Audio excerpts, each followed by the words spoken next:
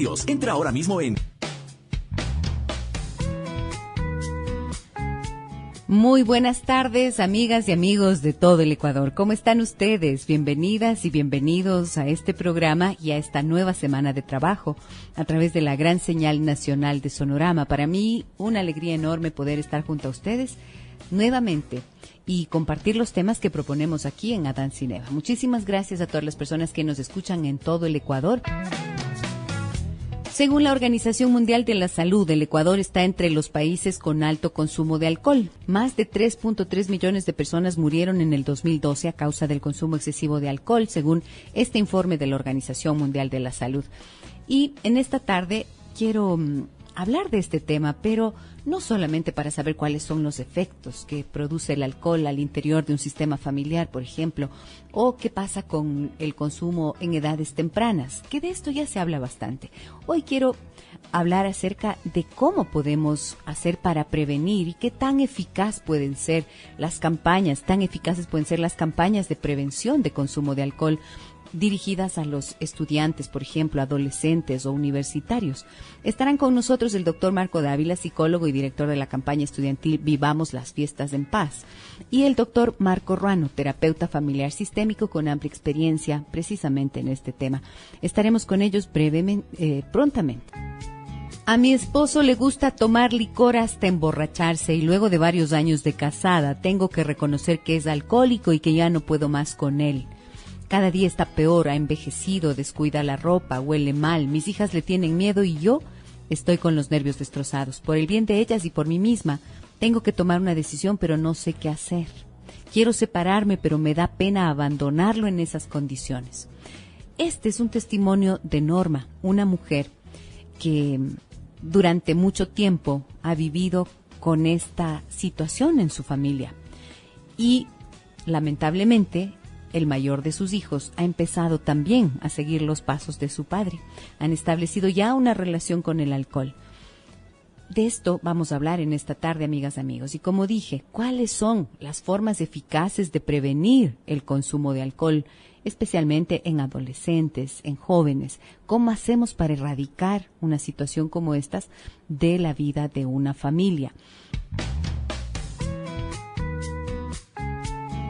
En este momento les doy ya la más cordial bienvenida a mis invitados de esta tarde. Ellos son el doctor Marco Dávila, psicólogo, director de la campaña estudiantil Vivamos la Fiesta en Paz, además profesor del Liceo Internacional. Y también está con nosotros el doctor Marco Ruano, terapeuta familiar sistémico de la Defensoría Pública. Muy buenas tardes a los dos, Marcos. Bienvenidos. Gracias. Gracias a ti.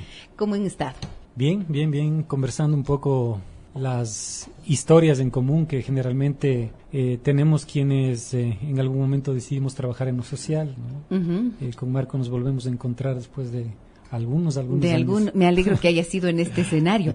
Los he invitado porque la semana anterior salía un informe de la Organización Mundial de la Salud en donde se afirma que el Ecuador está entre los países con alto consumo de alcohol. Y sabemos que el consumo excesivo de alcohol no solo que lleva a la dependencia y también, sino que a partir de esto surge una serie de conductas asociadas como la violencia, por ejemplo, ¿no es cierto? Y además se desarrolla, dice este informe, más de 200 enfermedades que incluyen la cirrosis de riñón, del riñón, no sabía que existía, del hígado debe ser, ¿no es cierto?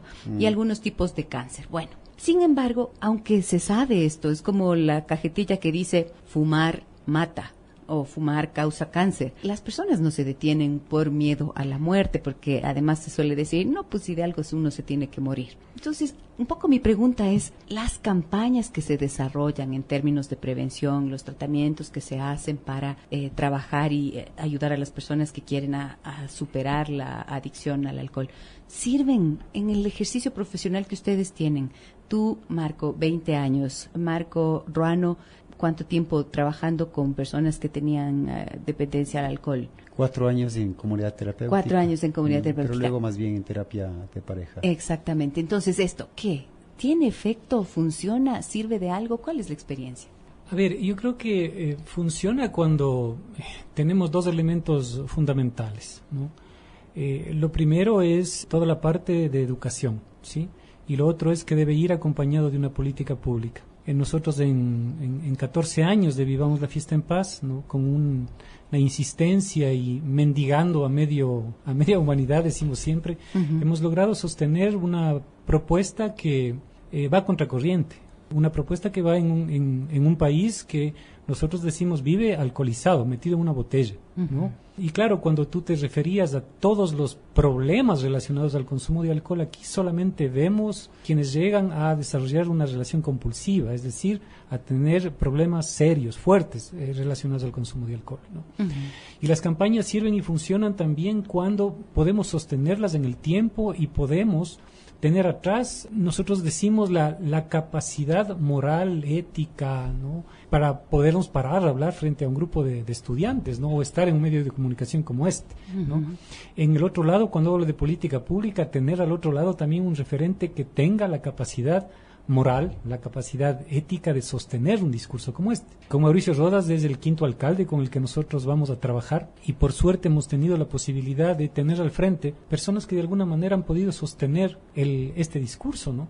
Acordémonos que la anterior administración declaró las fiestas de Quito libres de alcohol durante 4 años, ¿no? Paco Moncayo fue quien impulsó la campaña Vivamos la Fiesta en Paz desde el Liceo Internacional, y entonces creo yo que cuando podemos tener, repito, personas, instituciones que tengan por lo menos la coherencia, ¿no? En este sentido las campañas se pueden sostener.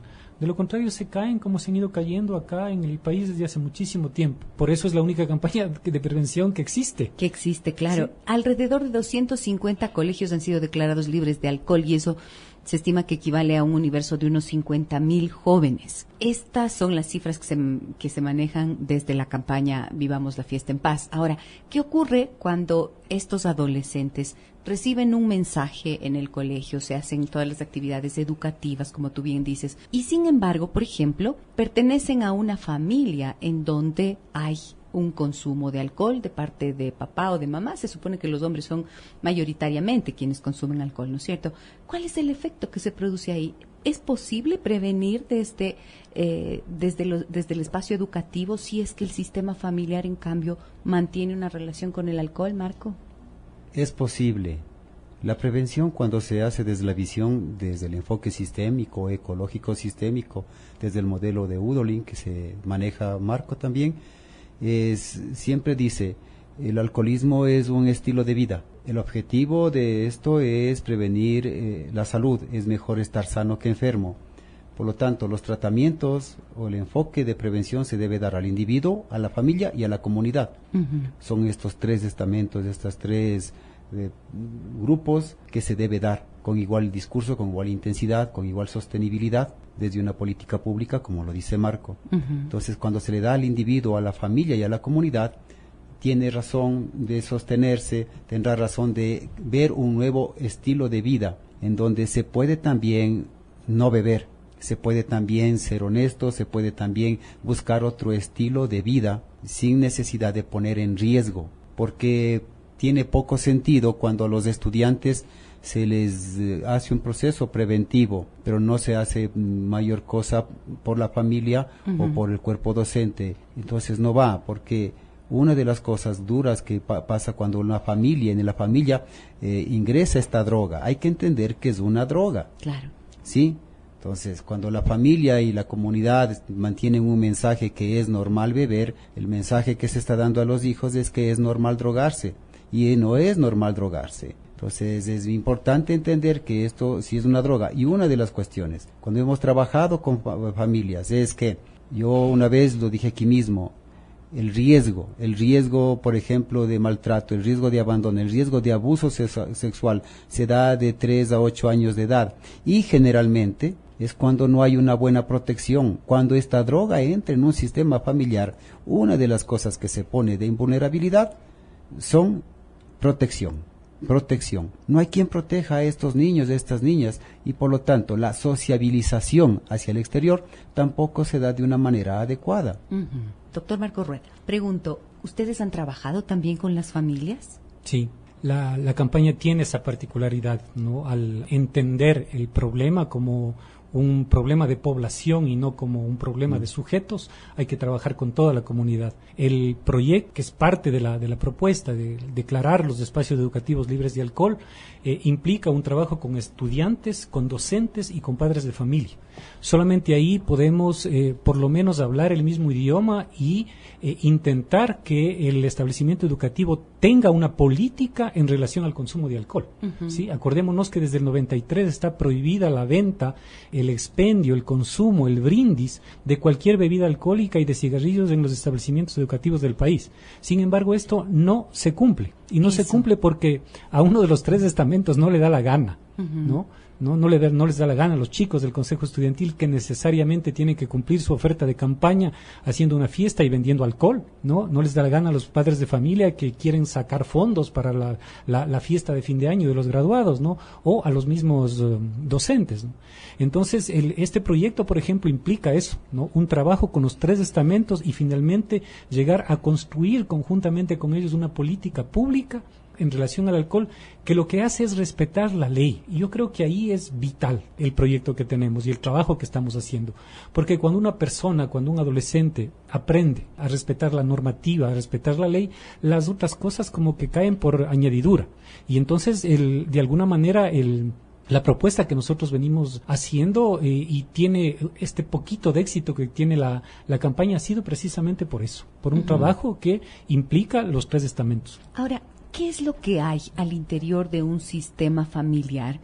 ¿Cuáles son esos factores que propician el surgimiento de la adicción? Doctor Marco Ruan. A ver, siempre se dice, cuando hemos trabajado acá con nuestros compañeros, con Marco, con Bolívar, decíamos, bueno, hay que mirar cuáles son las conductas que giran alrededor del consumo. Es muy fácil atacar, este es alcohólico, pero ¿cuáles son las conductas que giran alrededor del consumo y que nuestros niños o niñas van aprendiendo antes de meterse alcohol a su cuerpo, antes de drogarse? Estos hijos deben haber aprendido unas conductas que giran alrededor del consumo. Es manipular, mentir, seducir, hacer violencia, robar, y no robar solo dinero, robar la paz, la alegría, y no respetar límites. Entonces nuestros niños, nuestras niñas, cuando miran esto, ya están viendo que papá hace todas estas cosas, mamá hace todas estas cosas, por lo tanto nosotros también vamos aprendiendo, nos vamos entrenando. Otra cosa también, los mensajes que se da. Muchas veces hay una fiesta en casa, entonces dejamos las copas en la mesa, y cuando los niños quieren por curiosidad probar aquello que les hace tan felices a papá y mamá, dice, esto es prohibido. Es prohibido porque somos niños, pero cuando yo deje de ser niño, ya no será prohibido. Los niños no hablan malas palabras, es prohibido porque soy niño, pero cuando yo sea adulto, ya hablaré malas palabras. Los niños no mienten, es otra vez las conductas que giran alrededor del consumo. Y también porque se le ha dado roles bien importantes en algunas familias a esta droga que se llama alcohol. Roles muy importantes, por ejemplo, cuando en una casa hay fiesta y no hay alcohol, dicen, uy, aquí no ha habido cariño. Entonces, el rol que le dan las familias al alcohol es bien importante, le dan un rol de exageradamente, no sé, de primer nivel, algo que hace daño. Ahora que acaba de mencionar eso, se me ocurre una de estas expresiones habituales, ¿no? Que dice, esto está muy conversado, ¿no? Como que se tiene miedo también de la palabra y ayuda el alcohol como a evadirse de esas responsabilidades de, no sé, de enterarse más del otro a un nivel más profundo, quizás. Yo digo que el alcohol te impide pensar, ¿no? Y al impedirte pensar, la fluidez de la conversación es simple, ¿no es cierto? Porque se habla de cualquier cosa y no de las cosas importantes o de las cosas que nos convocan, ¿no? Y también debemos entender que desde el enfoque que nosotros manejamos, estamos frente a un problema estrictamente cultural, ¿no es cierto? Entonces, cuando tenemos en las manos un problema cultural y cuando tenemos una droga que se empieza a consumir desmedidamente, ¿no? Debemos abocarnos a otro tipo de actividades y no solamente a la prevención. Yo me acuerdo cuando empujamos una política pública que a mucha gente le pareció terrible, el que acá en el país no se venda alcohol los días domingos. ¿Sí? Aquí estamos hablando de que cuando el consumo se vuelve indiscriminado hay que también llegar a restringir de alguna manera. porque si no, no podemos controlar. Este es un tema que se nos fue de las manos hace muchísimo tiempo. Y aparecieron desde comunicadores hasta sociólogos, ¿no? Dueños de hoteles, exalcaldes, ¿no? Diciendo que el turismo le vamos a espantar, ¿no? Y después se dieron cuenta que vender alcohol el día domingo, sobre todo, favorecía la unión familiar. Favorecía que en las ligas barriales que se juega el fútbol los domingos, los niños que llegaban con sus padres, con su madre, podrían después salir de la cancha sin verle a su papá golpeándose con un compañero, ¿no? O estos aprendizajes de los que hablaba Marco. Es domingo, estamos en la liga barrial, está esta transnacional y corera que auspiciaba las ligas barriales, ¿no? Y esto se volvió totalmente normal. Entonces, cuando podemos de alguna manera mover estos espacios cómodos de una cultura alcoholizada a través de una política pública seria, la cosa como que va cambiando, ¿no? Así como vimos que acá en la ciudad de Quito, para algunos las fiestas no se prenden desde hace algunos años, ¿no? No se prende, ya no hay el muertes, bebedor, ya no hay bebedor. Ya no hay bebedores, ya se redujeron las muertes, ¿no? De las chivas ya la gente no se cae porque ahora van sentados, ¿no? Cuando estos cambios culturales se da un sacudón en la cultura, ¿no? Y eso hace que busquemos otras formas y otros espacios de diversión. Uh-huh. ¿Creen ustedes que es posible, amigas y amigos, que hacer este tipo de cambios, dejar de pertenecer a este molde de la cultura alcohólica de la que nos hablan nuestros invitados hoy?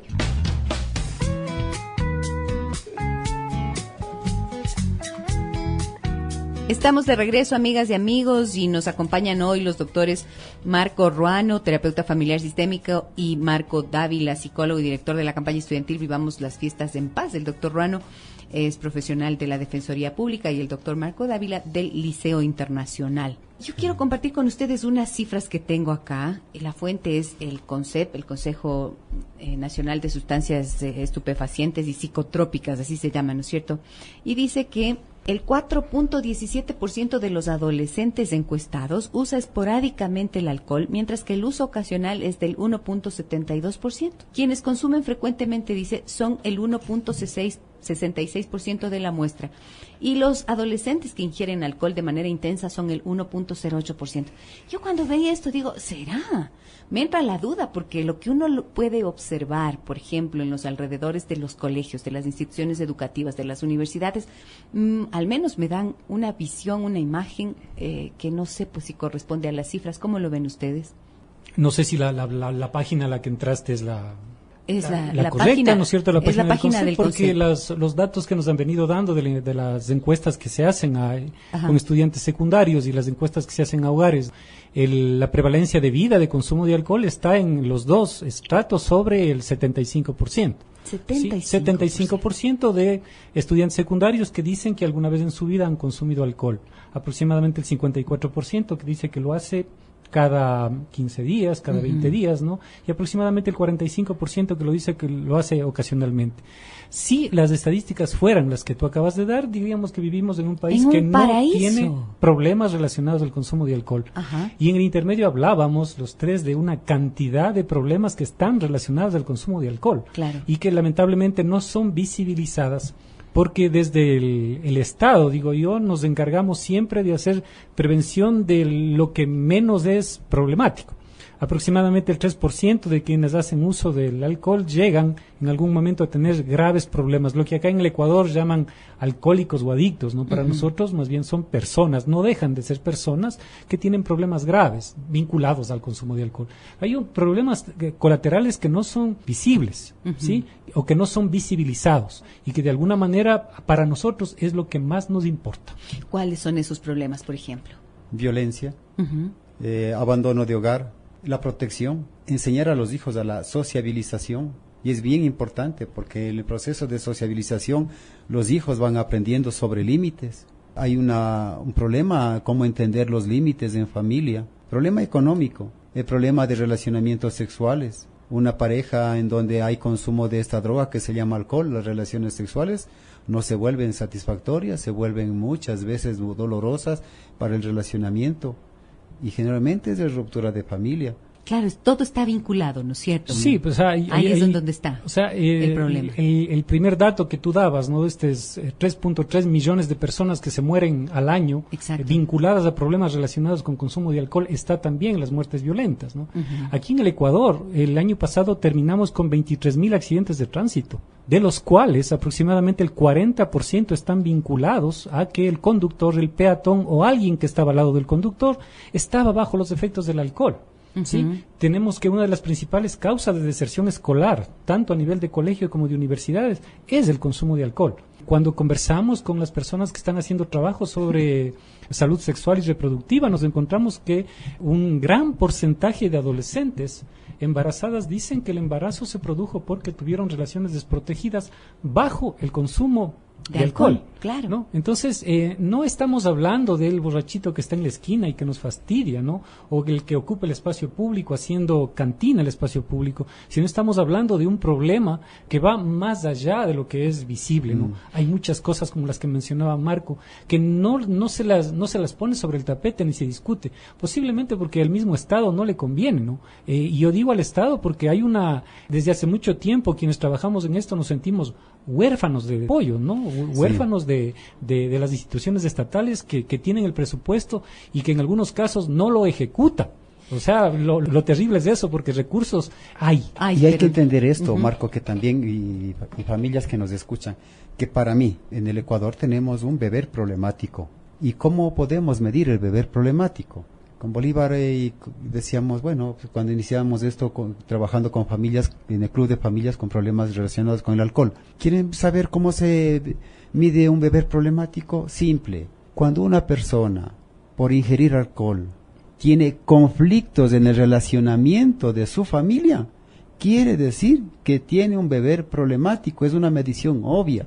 Beber problemático. Beber problemático. Entonces, no si hay un bebedor leve, hay un bebedor leve, yo bebo de vez en cuando, una vez cada año, etcétera. Un beber moderado, bebo cada fin de semana y yo soy buen bebedor. Es justo, Marco, las etiquetas que nos vamos poniendo para siempre ubicar el problema en el otro, ¿no? Exacto. O sea, yo bebo cada 15 días, yo no soy el problema es él que bebe todos los fines de semana. Sí. ¿No? Y no hay un bebedor bueno, no hay un bebedor malo, solo existe una conducta del beber. Y luego viene el beber problemático y luego los bebedores graves, a quienes llamamos alcohólicos.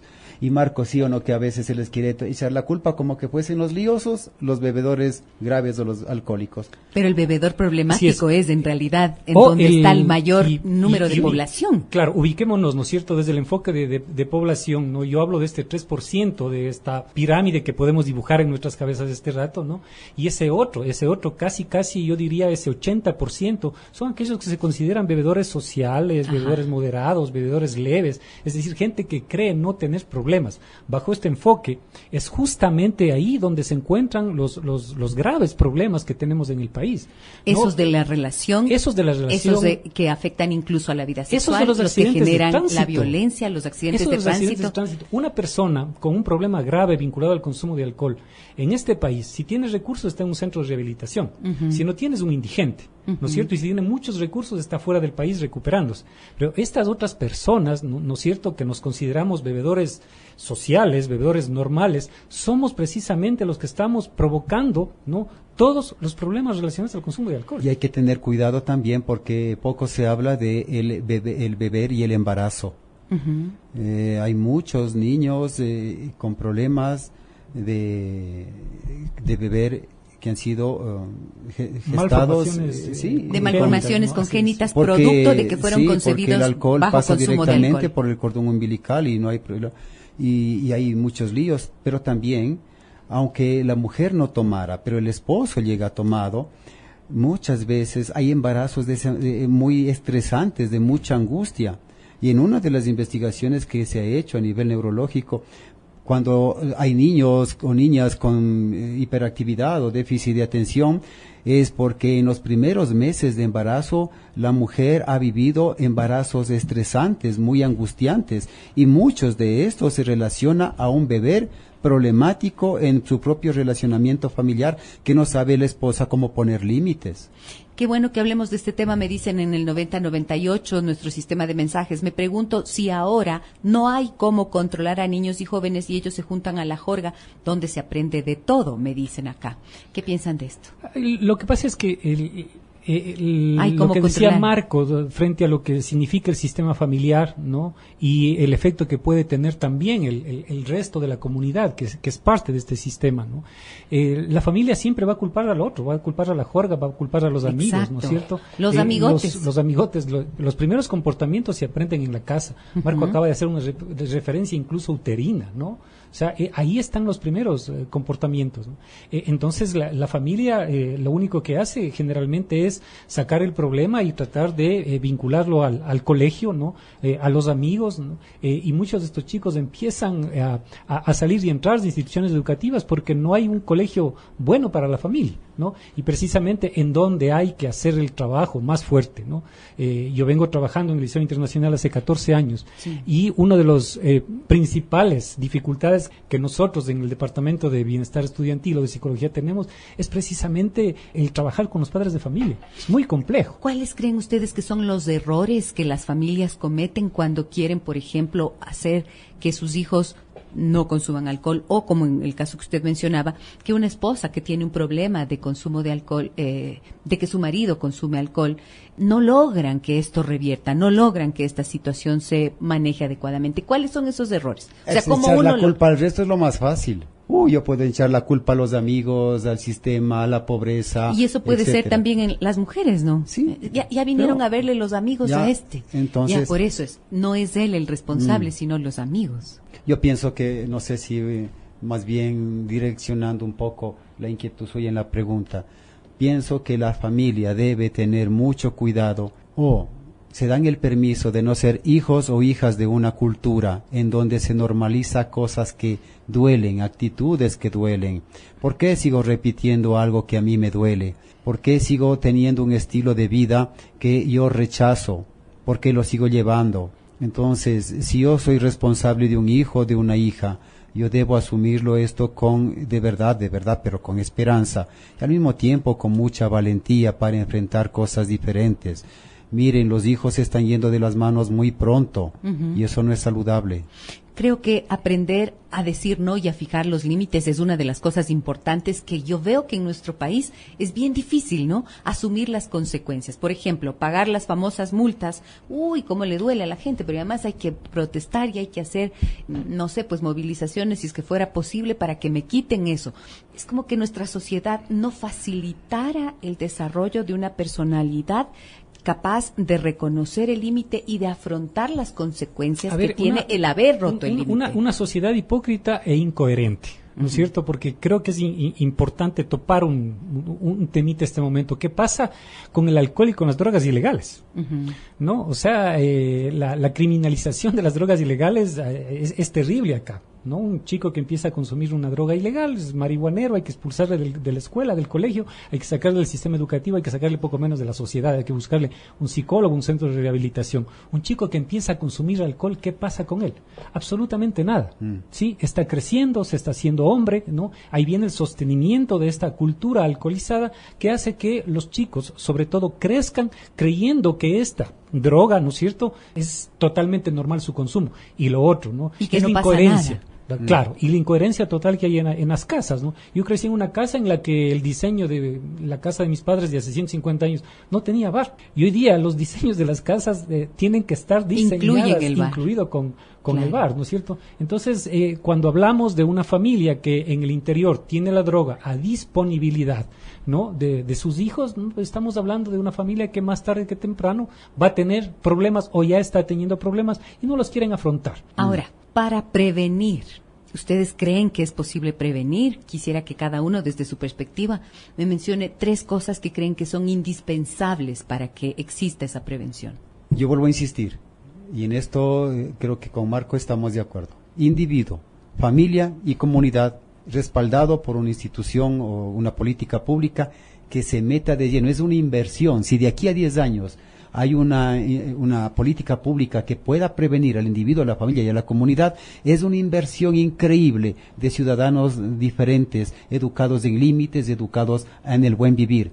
Pero si se hace solamente así como luciérnagas, que se prende y se apaga, no va. Marco. A ver, yo digo, ojalá podamos hacer prevención. Ojalá nos permitan hacer prevención, ¿no es cierto? Porque creo que esos recursos en serio se aprovechen para una hacerlo. Esa, y la otra es que cuando yo escucho a los técnicos del Estado decir que la prevención en el país ha fracasado, nos reímos y me río. Porque acá no ha habido una propuesta desde el Estado coherente, seria, que pueda empujar este proyecto. Nosotros hemos sostenido desde un colegio pequeño de la ciudad de Quito una campaña durante 14 años. ¿Hay cómo hacerlo? ¿Cómo es posible que el Estado no lo haga? ¿Cómo es posible que el Estado no lo pueda hacer y que sigamos pensando en planes, ¿no? Y sigamos pensando en proyectos? Entonces, ahí está lo más importante, que primero probemos, hagamos prevención. Y lo otro, repito, ¿no? O sea, aparte de lo que dice Marco y en donde estoy totalmente de acuerdo, es ser coherentes en la casa, en absolutamente todo. Solo así vamos a formar ciudadanos coherentes.